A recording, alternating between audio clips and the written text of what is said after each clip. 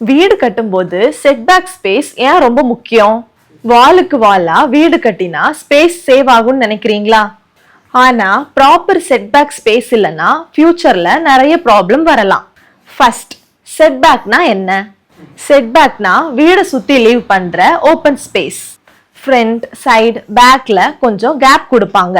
இது just empty space கிடையாது. இதுதான் ரொம்ப useful planning. Second, fresh air and natural sunlight. Proper setback இருந்தா வீட்டுக்குள்ள ஃப்ரெஷ் ஏர் ஃப்ளோ ப்ராப்பரா வரும். நேச்சுரல் சன்லைட் கிடைக்கும். ரூம்ஸ் பிரைட் அண்ட் ஹெல்த்தியா இருக்கும். கேப் இல்லாம கட்டினா வீடு ரொம்ப க்ளோஸ்டா ஃபீல் கொடுக்கும். Third, privacy and comfort. Proper setback இருந்தா நெய்பர் வால் டைரக்டா க்ளோஸ்ல வராது. கொஞ்சம் பிரைவசி மெயின்டைன் ஆகும். வீடு ஸ்பேஷியஸ் ஃபீல் கொடுக்கும். Fourth, maintenance easy. ஃபியூச்சர்ல wall painting easy, plumbing and drainage work easy, crack repair, water proofing எல்லாமே கம்ஃபர்டபுளா பண்ணலாம். Fifth, safety and government rules.